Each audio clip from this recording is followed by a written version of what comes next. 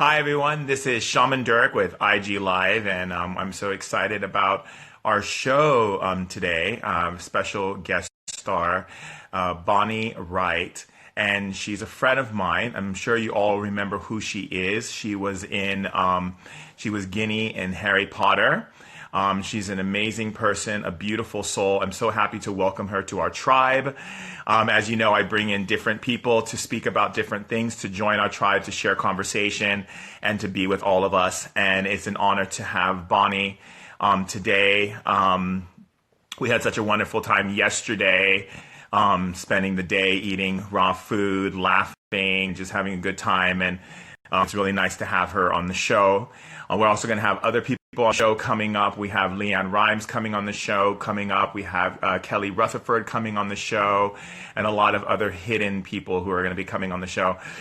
So just to let you know, she is a magical being. You know, as she was when she was in Harry Potter, she's just as magical and more powerful than she ever was. She is taking life like by the grip and really, you know, swimming her way through a lot of world changes and making, you know, very smart decisions about how she wants to affect the world in a big way.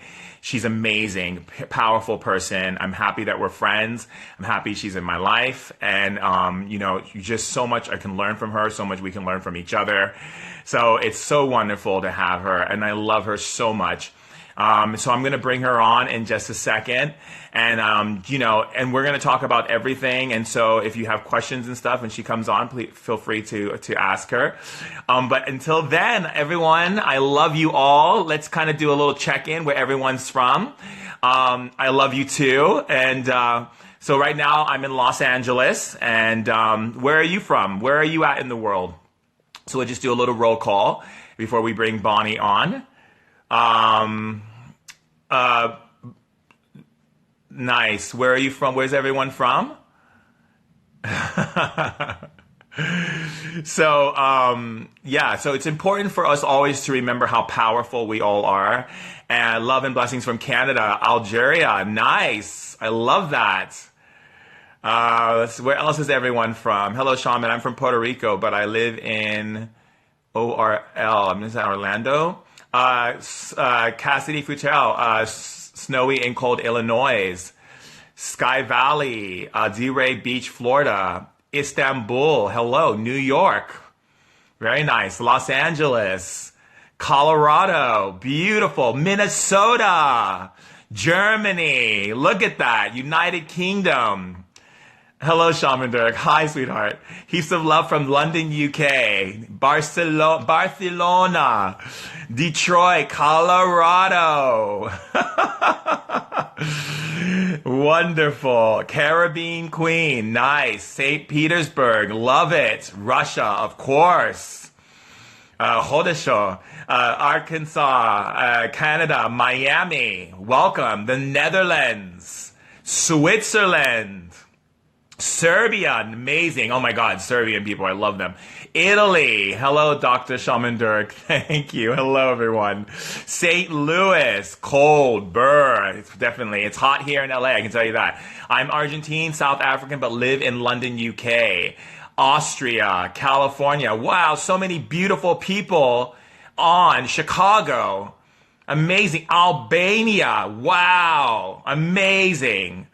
So good. Guinea, his favorite character. Bring on Bonnie. I'm biggest Guinea fan. Guatemala. All right, let's bring Bonnie on. Let's bring my love. Here we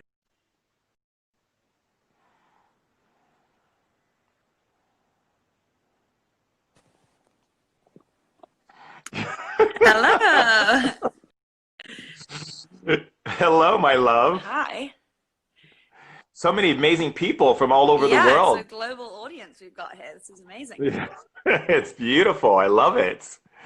So, yeah, so I'm happy to have you on. And I know this is your first IG. Is it your first IG live? Like this, I've never done this amazing split screen interview. It's very, very How amazing. modern. Doesn't it feel like we're hanging out again? Like we're with each other again? Yeah. So anyway, so I wanted to just, I wanted to just kind of go into I'm sure you heard how I introduced you and everything, because you really are truly magic. And, and I think that, with you and I and what we're going to do in this world and what we're actually doing in the world and what we're going to continue to do, and just getting people on board is so beautiful. But let's talk about your beginning stages in the land of magic, Yeah. which is just a wonderful thing. And for those of you who are watching, by the way, magic is real. So so even though you see the whole Harry Potter, Bonnie can tell you that the magic does exist. It's in all of us. It's true. It's very, very true. And I think it's incredible that, J.K. Rowling created this world that we could go home to and realize that magic is real, and there's a family to return to that Harry discovers. And I definitely loved being part of that, especially from impressionable. Yeah, absolutely. So so how old were you when you first, and I know a lot of these things, but I'm just sharing it with things, but how old were you when you, Yeah, I was 9 years old when I began in the film, so super, super young. And it lasted for 10 years, so I was 9 till I was 19. what was it like when you first found out that you were going to be in this movie series? Or was it even a movie series at the time when you found out? Well, I guess at first, I think 3 books had come out when we first started filming. So I think everyone knew that. I mean, it was very much aware that Joe was going to write the 7 years of Harry's life at Hogwarts, but we all didn't know if for sure it was going to be 7 movies, which obviously ended up being 8. But it was film by film, really, at the beginning, until probably about the 5th film did we suddenly realize, and the producers all realized, let's kind of make sure we're all tied down and we complete this series. So it was, I mean, I completely stepped into the unknown, and it was exciting and mysterious and unusual, and everything was new to me and to most of the other cast as well. And that's what made it so lovely as an experience, that it wasn't a solo experience. I experienced it with a group of other similar aged and similar experienced kids and to adults. So what was it like on the set being a kid? Did you get to play? Did you have fun? Were you excited about, I know for me, because as you know, I'm a shaman and I grew up in the world of magic. So for me, I always felt like the kid who belonged at Hogsworth, but I never got the invitation. Still waiting for I had your to letter teach, I from had to, Dumbledore. yeah, exactly. I'm going to been in there in a second. But what was it like going into that amazing energy, that land, the story as a kid, and being a part of that power? It was incredible. I think we were so, the magic of filmmaking was so real to me. That was something that I was so inspired by. These sets that were created by Stuart Craig, who's an incredibly talented production designer, was so real and so steeped in the tone that J.K. writes in. So they felt so magical and beautiful. I mean, the Great Hall was huge set to Oh, step into, God. and it was also, and the costumes and the detail and everything were just so rich in terms of the imagination that was just sparked the minute that you stepped on set was so helpful in terms of performance. I think especially for us as new and young actors, I think it really helped us the minute we put on our robes and we stepped inside of the Great Hall. It was like you were instantly transported to this other place. And I think it did become that for me. And I think I realized that upon finishing the films, what a kind of world bubble vortex that I sort of dived into and became part of, only really made sense when the movies finished. Like, on reflection, when they became part of the past, I suddenly sort of saw them differently. Yeah. And would you do, we were saying last night when we were hanging out, that, if this world, J.K. Rowling's got this world from some dimension. Yeah. Because when anything we write, we're channeling it from another dimension, and she's bringing it to our dimension, into our world. Did you feel like your character as Ginny has a lot to do with who you are as who you are as Bonnie? Yeah, it's funny, I think, as well, when you take on a role for so long at that time, it's so, the lines begin to blur as to sort of who you are and who the character is. And I think that probably happened for a lot of us. Like, you spend so much time with this character, you sort of begin to think, am I just playing me, or is she part of me? And I think it was more in the sense that I admired a lot of aspects of her as Ginny. She was very, the female characters that she wrote, Jo Rowling wrote, were so strong and so powerful. And she's very sporty. She's a Quidditch player. I always was such a tomboy. And, I didn't have all those brothers, but I had one brother, older brother, and I understood that love and that male kind of quality that you have when you have an older brother to look up to, and what that does to you as a person and as a woman. And I really admired the sort of warrior quality that I really love to play into and perform into. And yeah, I guess I did, we all did in a way become part of those characters. When you spend so long with something, it's quite unusual. It's not really like any other acting experience when you go and you sort of give it your all for a few months and then you release that character. There was always... And hold on, Tony. No, go ahead. Well, how do you, so my thing is interesting, being a shaman. I always tell a lot of my friends who are actors and actresses that they're actually channeling a spirit into their body. Do you feel like Ginny is another being in another dimension who lives in that magical world, and because J.K. Rowling tapped into that, brought it into our world, and you stepped into that space, that the spirit chose you to play that role, which is because it has a lot to do with who you are as a person and the way that you look at life? Yeah, I think, when I first got the role, you sort of just in a daze, and you think, why me? And what's the reasoning behind like the casting of me? I have no experience. Like, why have I landed into this? But I think the beauty of it happening at that age is I didn't really question that too much. I just sort of went with it, because I think you do when you're younger and you have that fearlessness that sort of, you don't question the things that are kind of a waste to question, and why not just roll with it and be present to it. So I think the beauty of it happening when I was really young was that I was just like, okay, cool, you just sink or swim, and you swim, and then in terms of it in another realm, I think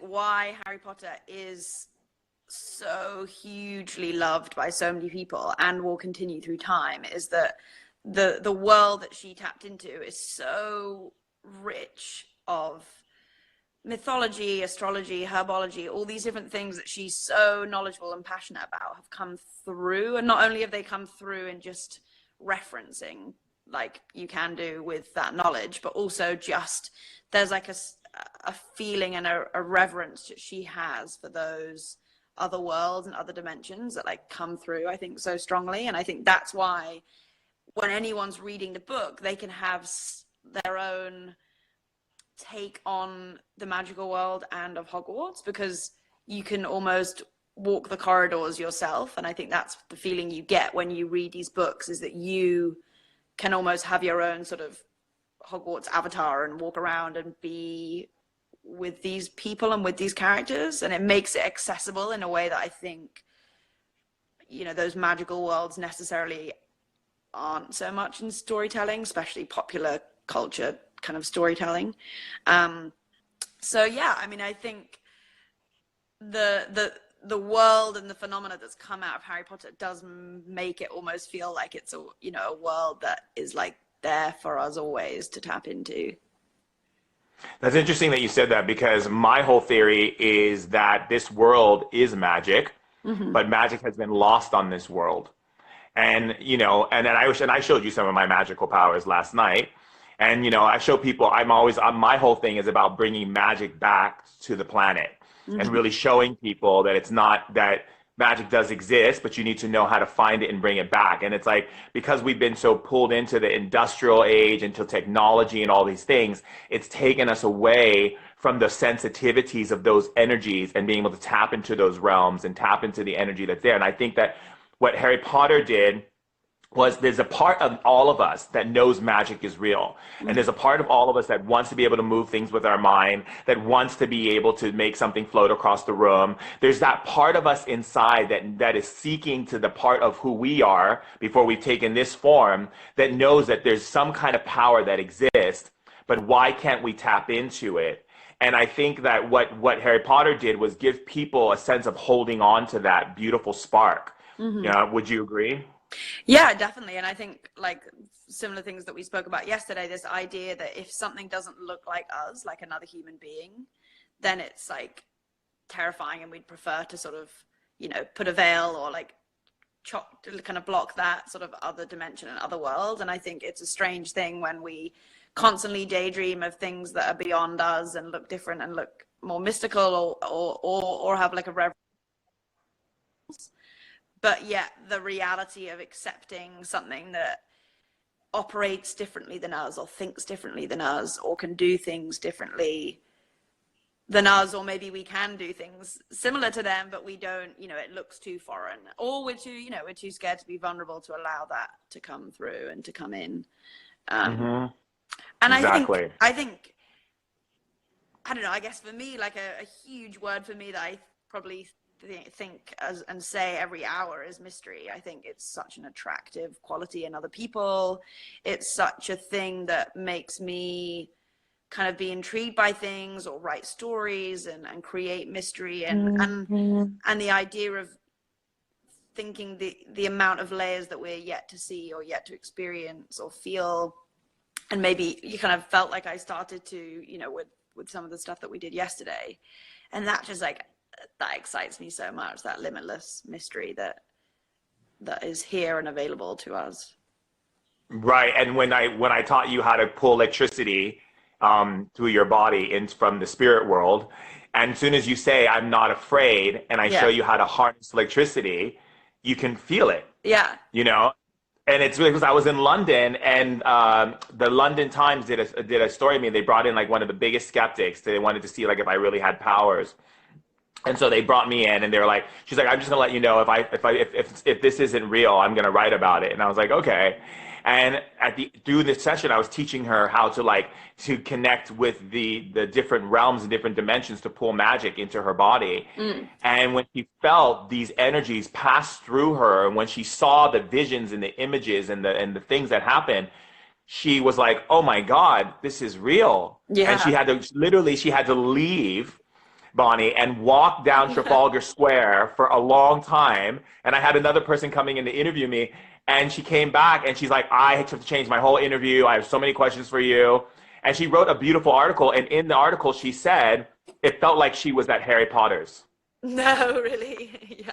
Isn't that interesting? Yeah. And so let me ask you this question. What's your favorite spell? Oh, there was one I used to like because it was so destructive, called Reducto, that I did in Harry Potter, my character did. But I think at the end of the day, the simple Lumos, which is the light at the end of the wand that brings light. Yeah. I mean, we all need more light. So that's That's beautiful. yeah.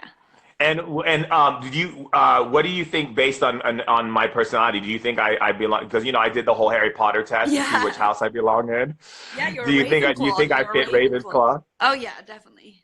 Definitely. I'm very very Ravensclaw, Yeah. right?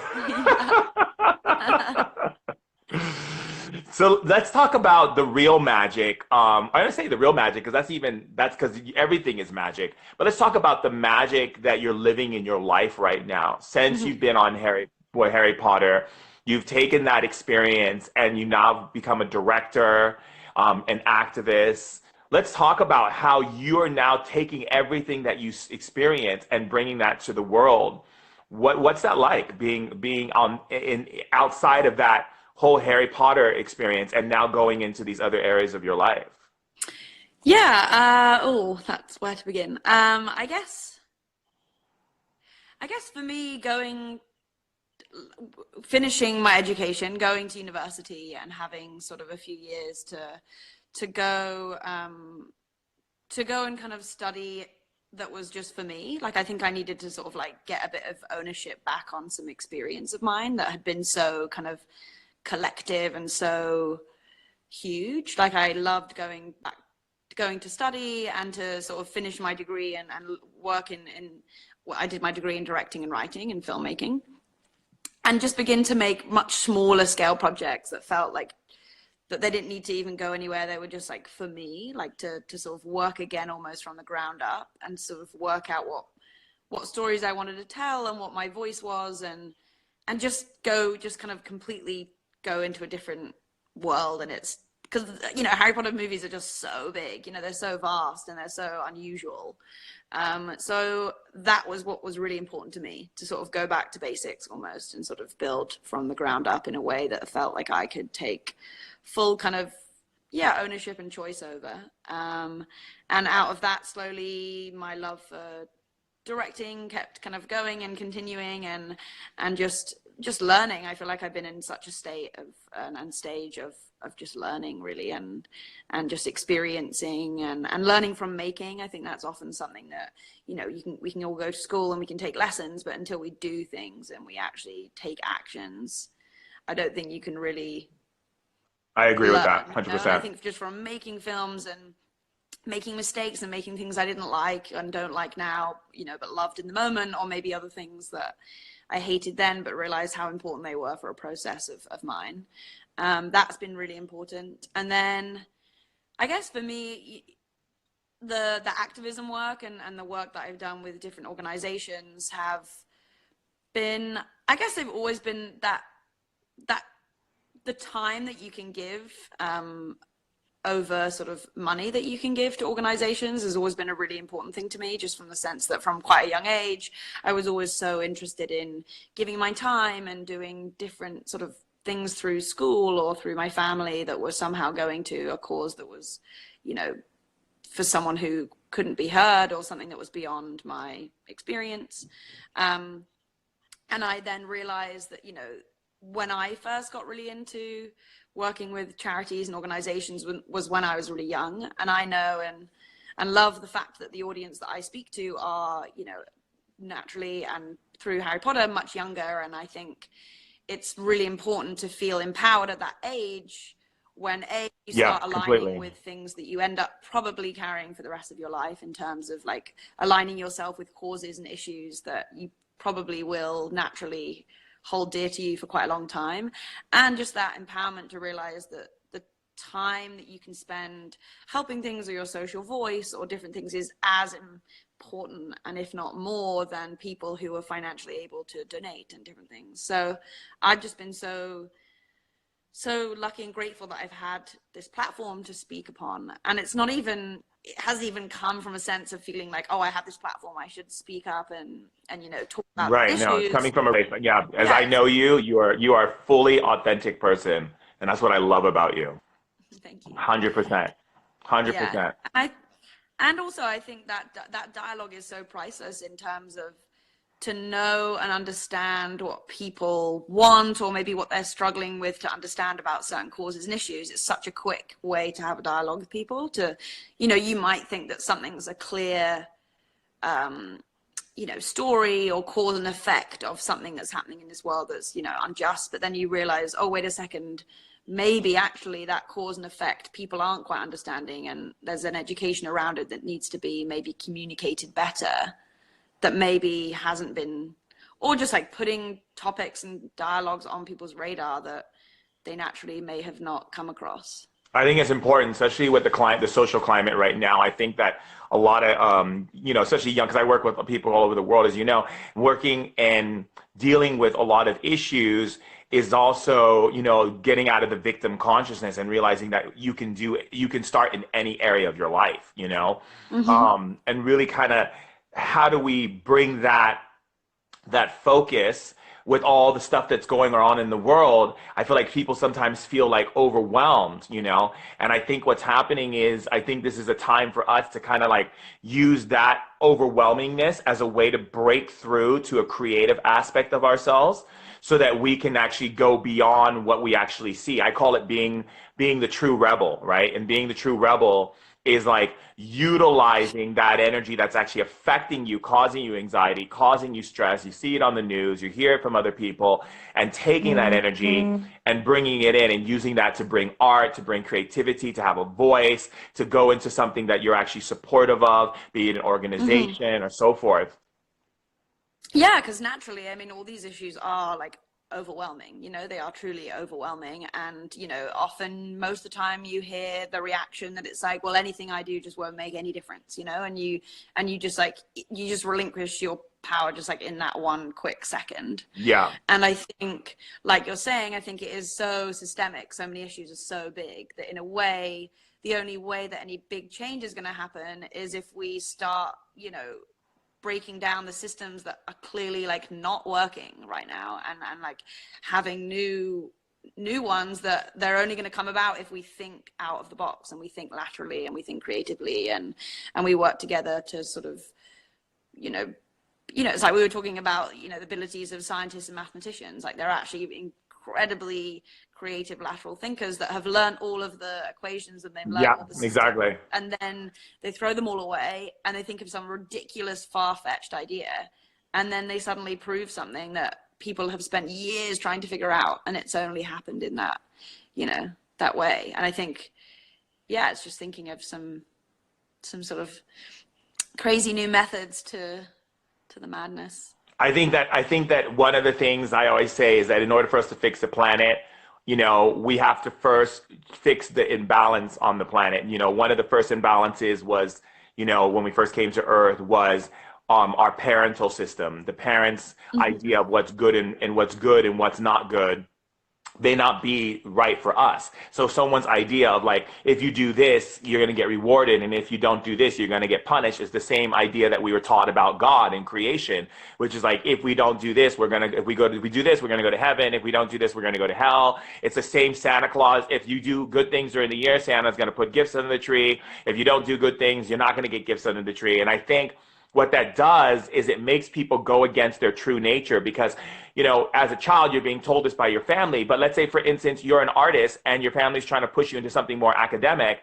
but you came to Earth to be an artist, and it's through your art that's actually going to transform the world. Or maybe it's your voice, or maybe it's your creative ideas that come out of you. And I think what happens is that we get so caught up in wanting to be liked and wanting to be loved, because that's what we were told that makes us good, quote unquote good, that it limits us from our ability to see who we truly are. And I think that when we don't see who we truly are, we don't know how we can utilize our power to actually take action and make changes in the way that we really want to.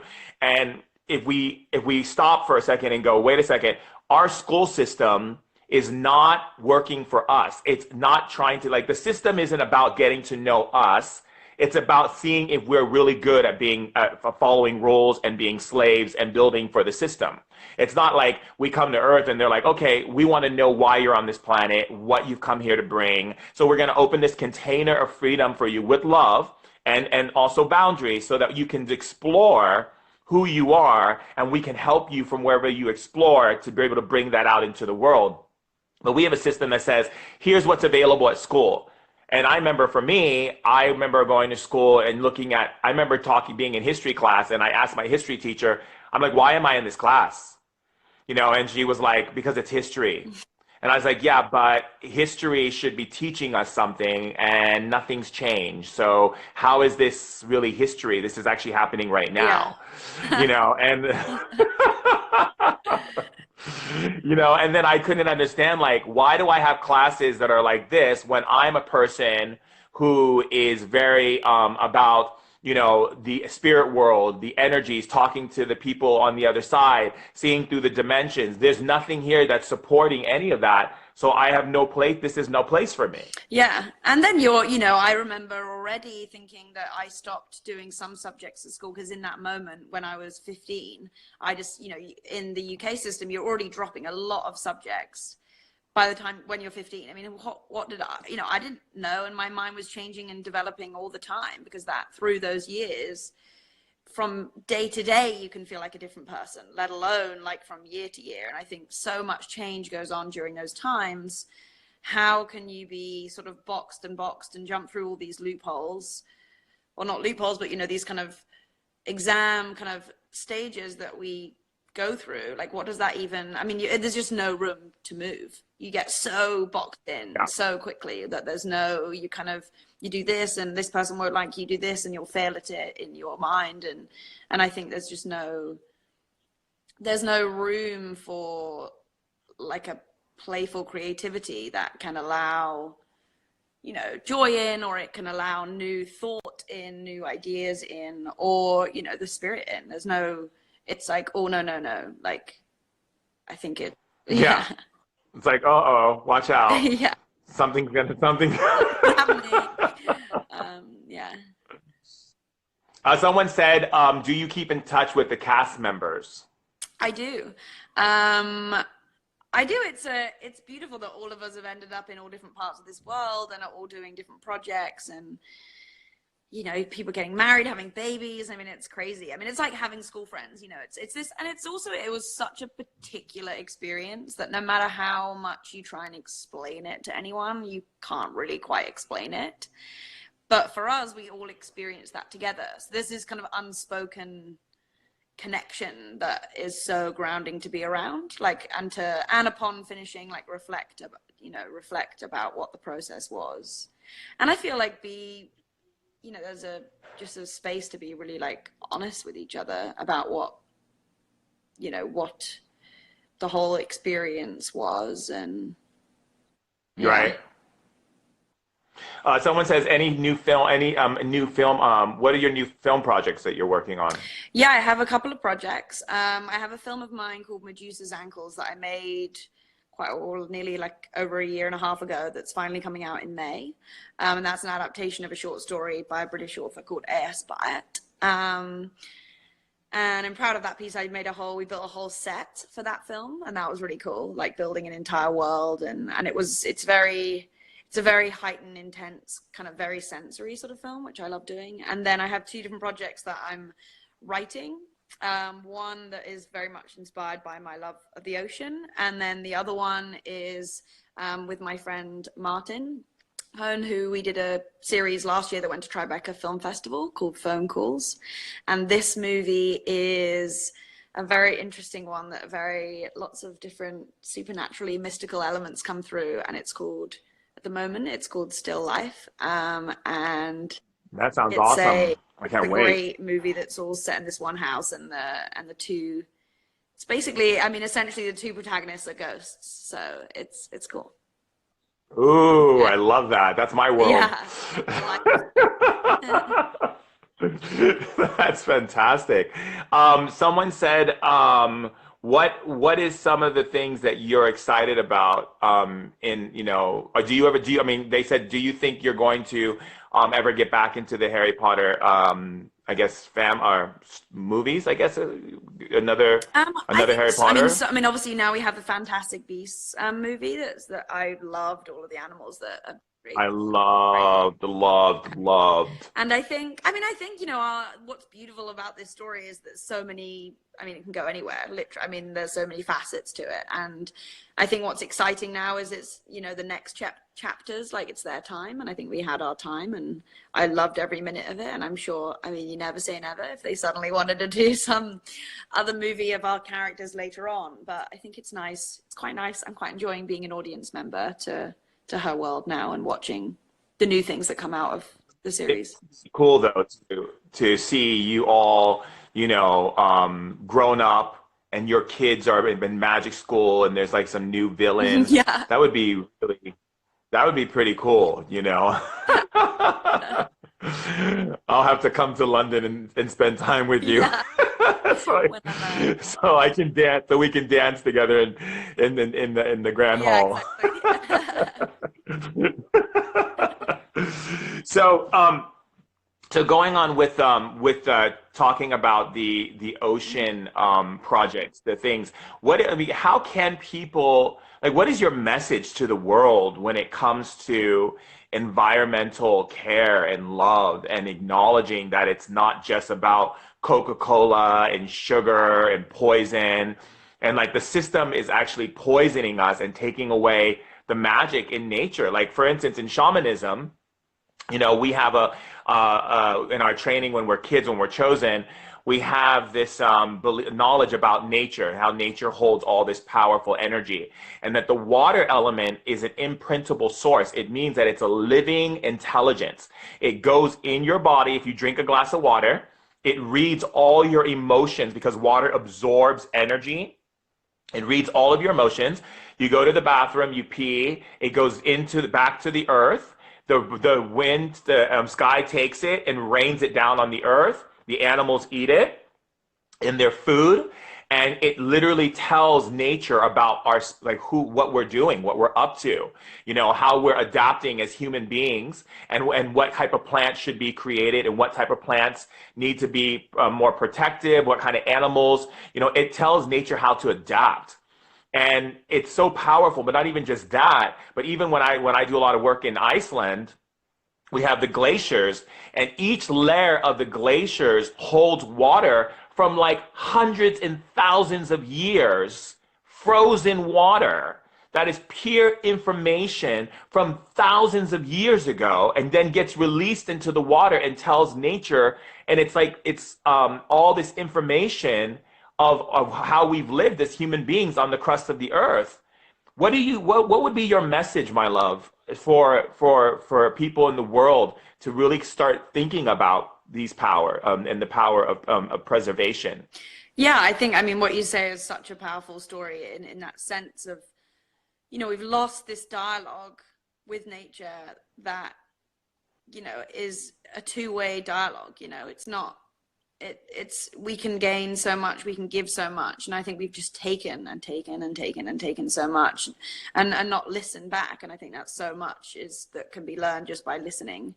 And I think so much I think for people, like you say, there's the people behind it, in terms of the corporations that need to sort of stop the way in which they do, the way in which they package and provide our goods, and the way in which just pollution at such a grand scale can only be stopped if, unfortunately, the powers that be can really be sort of shifted. But before that, and looking at the individual and what we can do, I think it's really spending some time to understand what nature is to you as an individual, and in what ways you don't have to look very far. Like, it's right here. We're like, the first part of nature is ourselves. We don't even have to look and go into a forest or onto a beach. Like, we are of it, and we're from it. And I think it's just connecting and finding like your connection to nature, and not necessarily one that you feel put upon or you feel like you should revere or have a passion towards, but maybe something, even if it's like a favorite, I don't know, specific kind of species of animal, or blade of grass, or something that makes it feel like there's something that's a quiet dialogue that you have. And I think through that compassion that you can have, that is a connection that you can own, I think you'll begin to take ownership and realize that we should own up to the fact that, we're massively disrespecting and disregarding the future of our planet and the future of ourselves. And I think so much is out of sight, out of mind, especially with the ocean. It's so vast and it's so uncharted and ununderstood, that it's out of sight, out of mind. And not everyone can look upon it and think and see its damage, but just to understand that it is all there, and it is, this stuff's happening. And like you say about the water coming through us and back into the earth, this isn't something like, birds and whales and turtles are dying. This is like, no, it's all this plastic is ending up in our bloodstream and in our air. And it's horrible to think that really no one's going to do anything about it until it starts affecting human beings. But that is, I guess, the way that we go, because until it starts affecting us in that ego way, do we really start caring about anything? But I think, isn't that that's the thing, is like, why do we have to get to the point of pain? And I just gave this lecture in Europe about this. It's like, why do we have to get to a place of suffering and pain in order to make change on our planet? Yeah, I know. And like, why can't it just be for the purpose of evolution? Keep going and going, and yet we don't learn from it. I think also it's just that feeling that we just think we are naturally going to survive, like that we're going to survive. Like, if you think of the greater cycles of this earth that it's been through in terms of like who, you know, what animals and what species have walked this planet and the evolution that have made how we look now and different things. It's just to think that we would think so highly of ourselves, and obviously technology and science has made it so, and you know, curing diseases and different things have made it so obviously our life expectancy is pretty long and pretty solid, but maybe not, and maybe like it isn't going to be our time always. Like there are bigger cycles, I kind of believe in that there are bigger cycles that in order for the earth to be healed and to sort of keep going, maybe there are greater cycles that mean that one day like we aren't the species that's, or like we don't look the same as we walk this planet, or maybe we become part of the water again. That's what I hope we just go back and be, you know, part of the ocean again, and the ocean takes over. But that's just my strange world, because I want to be around in the sea. You probably need to go to the ocean planet. There's a planet out there in space that's all just water. But I think in all of it, it's just understanding, you know, if you see nature in yourself and you see how powerful nature is, then you realize that you are powerful too. And I think you have a power to make choices, you know, and you know, you have power to, you know, we all have money that we spend, you know, and we have a power to decide to curve and change the way we want to spend money so it aligns with the type of sustainability that we want to be, you know, a part of. Or, and I think that's the important thing, you know, to realize like, oh no, I won't buy that because I don't support their, you know, lack of sustainability plan they have within their company. So I'm going to decide to not buy that. And I think exactly, so much as well 100%. as convenience, you know, we were talking about that yesterday, this idea that, well, an entitlement, you know, you think, well, I can get some, I'm allowed to have that, and why can't I have that? It's always been like that for years, drinking my drink out of that type of packaging or buying my food. Why shouldn't I? Why do I have to change what I'm doing? Like, why can't they just find?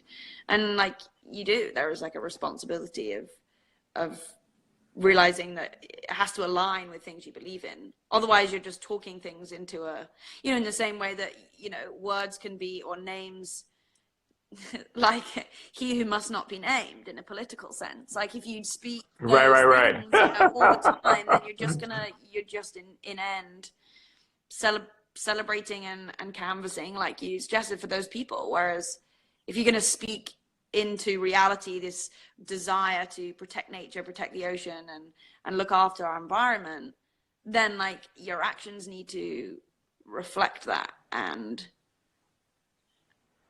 I think it's just realizing that you can do it, and every tiny little thing or adds to a greater energy that's shifting.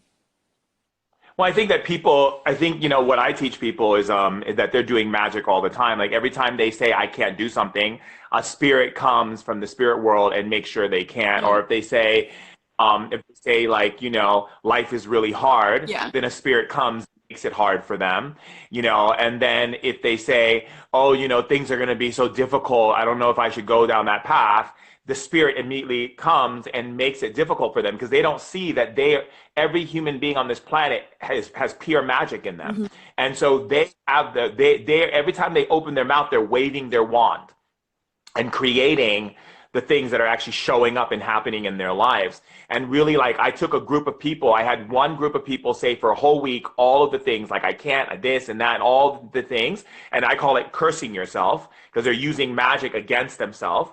And everything went bad for all of them for the whole week. Everyone who did the opposite in my other group that I did, everything opened up for them. All these amazing things happened for them. They met the most amazing people. All these things happen. And I think what happens is that we have to mature our language to realize that every time we think and we open our mouths, we're creating. And that, like, God, things, you know, you can speak something into a reality. Like, I really believe that. Yeah, absolutely. I think like the whole consciousness of God being this kind of like Santa Claus theory, I think God truly is just pure magic, and we're operating it. So if we think we should be punished, then the magic's going to make creation. God is going to make sure we get punished. And I think that's the thing, it's the language in which you use, you know, and in the same way that I very much believe or I just said it there, but I, like, if you know, the more we say we as a collective and us as a community and us together, then we will feel like we are a we and we can do it, and we'll feel more powerful. If it's sort of, if you end up speaking things of hate and I think this and I hate that, and Yeah, then yeah, you're just, yeah, I mean, exactly. it's just like using the language to, why not focus on the things you do like, and then maybe more of them will come into your, you know, day to day. But it is, What's our word? You know, we're either creating the solution or we're being the yeah, pollution. and you can, yeah, and you just put, and you can pollute, and you can, you can pollute. I think people realize that, especially I think now with the accessibility of social media, and for us to feel like we intimately know people, like the dialogue and the language that you're using is like really impressionable and impactful to people who might, you know, look up to certain people, or even just their friends in their community. Like we have a responsibility to help one another, to inspire each other, and to not pollute the environments we're in, even if it's just like a group of friends together, you know, not Yeah. allowing anyone to pollute the conversation or the dialogue that's going maybe across the table at lunch, and redirecting it to positive language, and not getting stuck kind of talking about people and menial things that aren't serving anyone any, That's yeah, not doing anything. nothing, yeah. Yeah. So one of the questions was, what's it like? Is it different being in front of the camera or behind the cam or in behind the camera? It's very different. The reason why I think I've really responded to being behind the camera is because a I'm quite a sort of, I'm quite an observer, and I love to see, like, I love to understand the dynamic of how a crew work together, and I feel like I feel like I have a sort of intuitive nature to me to enable departments to work together, and to sort of direct each of them to kind of come to a greater, like, to come to one thing together. Like, and I think you have to look and see things quite laterally for that to make sense. And I think I just want to be a part of every, from the sort of birth of the idea to the development and the fruition, and then for it to actually happen. I love to be part of every element of that. Oh yeah, you're definitely yeah, you're definitely hands on every department. Yeah. And I think, you know, I guess in the end I realized that I really wanted to tell some of my own stories. And you know, with acting, you are coming in to tell someone's story that's been written, which is obviously also a beautiful experience to do. But for me at this time, I feel like I had maybe it's like, I don't know, maybe I just had too much that I wanted to say, and I felt like the roles that were out there to say them through were not quite speaking to me in a way that I felt like the stories that I wanted to explore, I didn't feel like I could find, basically, in that moment. And I like, I mean, I like that it has very, I mean, I'm a very, like, I'm a very, like, hands-on, very, I love the kind of the tactility of directing. Like, it's quite, you know, there's a physical element to it. Well, you can choose to be maybe more of a physical director, or not, but and the technical side of things, like just really getting into understanding, you know, I know that I can't shoot a scene like a cinematographer can shoot a scene, but to understand and learn from them has just been such a interesting experience, to technically learn from each of the departments in a way that, like, I just wouldn't have learned if I wasn't trying to kind of create a scene. Sorry, I'm not really making much sense. But I said that and I realized, I was like, That's I'm just okay. like, We can we're like la la, la la, la la. la. Yeah, totally. No problem. Um, but yeah, I don't know. I love storytelling, you know, no matter what, if it's film, or if it's just talking to you now, or if it's, you know, taking a photo or anything. You're telling a story, same as, you know, activism. You're telling a story, or you're giving a voice to someone that doesn't have a voice, or I think all of it is like about communication and the passing on of a story, which is something that we don't do, you know, in terms of, you know, things we learn about the world, each other, ourselves, were often learned through storytelling and folk tales and folklore, and, you know, sitting around a fire and sharing things. And I think that sharing of Yep. skills and story is just not something we do. And like, I love learning skills, and I love learning quite, you know, in that kind of craftsmanship way. And so, yeah, so storytelling. I think it's beautiful. Yeah, it's true. I love this thing that this woman, someone, I don't know who they are, but they said, Niramina Mara said, I learned that if sacred words are used appropriately, they would be keys for gateways towards other worlds and magic power. Oh, Amazing. And you wow. know what? I have to say, it's true. Yeah. It's so true. I teach people that all the time, how to connect into those energy. Um, Someone said favorite Harry Potter series. Favorite Which which one? one? Which chapter? Oh, as a book, I love The Order of the Phoenix, because you suddenly get introduced to all these aura characters and Sirius Black, and you suddenly realize that there are this whole sort of underground collective of these great adult wizards that are doing great things to triumph over evil. And so I really loved and was inspired by those characters. And then for me, I guess making was the Chamber of Secrets, and then the Deathly Hallows Part 2 with the Battle of Hogwarts were my two like big ones for me. But it's Yeah, I hard. liked I it feel when like you every kicked day is a different Bellatrix. one according to my mood. Yeah, I like that you kicked Bellatrix's butt at the end. yeah. Thank I was so happy. Because you know, as you know, what professor would I be if I was in Oh Harry yeah, you'd be Potter? Defense Against the Dark Arts for sure. Yep, totally. Yuval Raj says, comment what books you're reading right now. What books are you reading right now?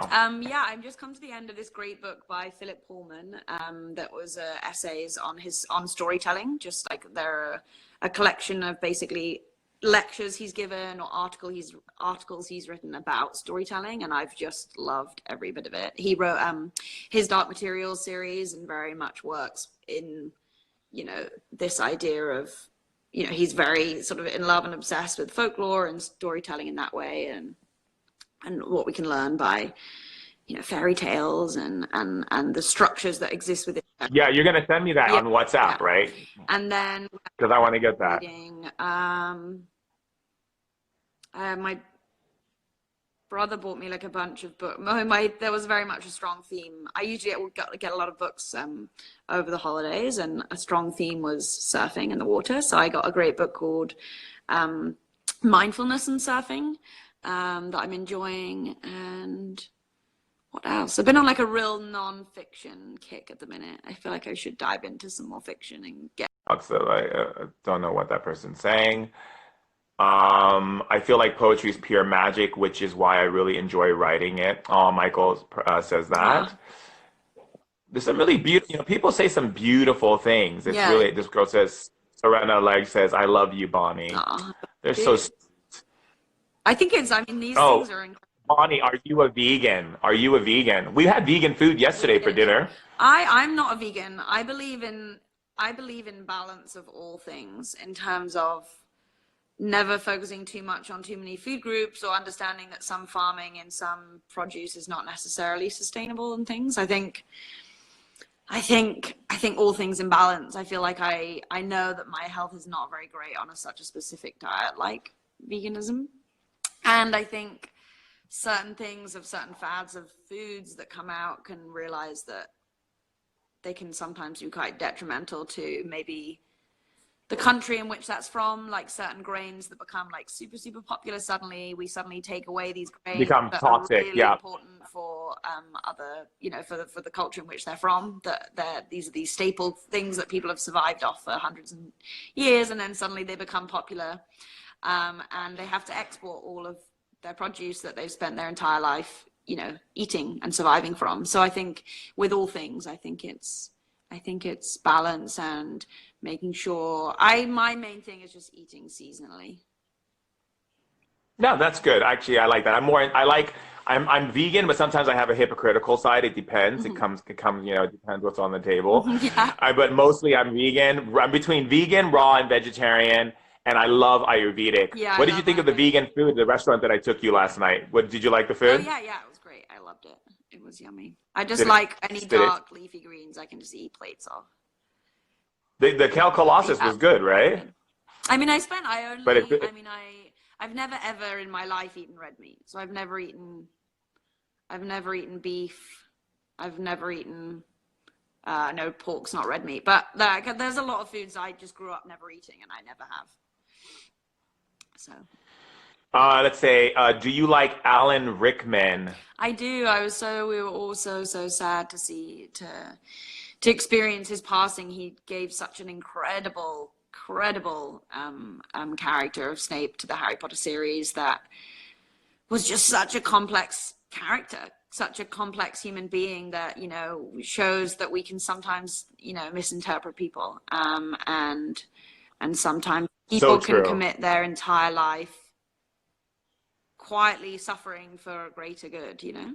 And I think his character was amazing. And he as a person was just phenomenal. I mean, you know, we were just so lucky to be surrounded by all these incredible actors that, I mean, they were just to observe and watch. I love him. I love Yeah, him. he's amazing. And he's He's the so, kind of teacher that yeah, he's the way that he's a teacher you like terrified to have but secretly want. he's wonderful. And he also is the teacher, a professor for the Against the Dark Arts, Yeah, right? he is, yeah. Yeah, that's why I liked him. I spend most of my life protecting people. Oh wow. Let's see. Hmm. No, since they're just telling you, they're just asking the same. What is it? Let's see. Oh, okay, wait. Oh, you changed my life, Bonnie. So sweet. So, so talking about the Harry Potter and everything that you experience with it, what do you feel was the thing that you learned the most in leaving? Because you did. You what is it? It wasn't. It was a six. Was it 8 years old to 19? 9 till 19. 9 to 19. That's a very long Yeah, time. it's big. So when you were on set, your parents, what were your parents doing?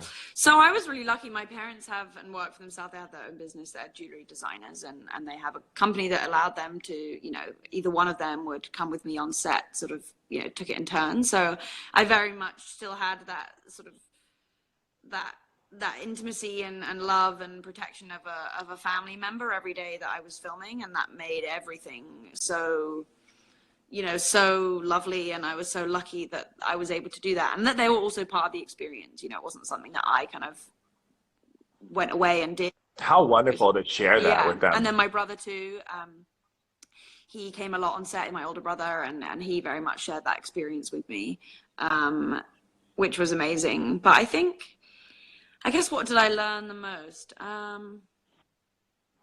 Or what was your takeaway? Like if you could go back and say, okay, like this is what I got in those Yeah, years. That this is my big takeaway. I think for me, like, no matter how big of an actor that some of the, you know, actors that we worked with, or how famous of a cinematographer or director, or how, you know, highly regarded a, you know, costume designer you could be, at the end of the day, like, every single person that I met and respected were always just such patient, giving, and incredible people. And I think it just taught me from such a young age that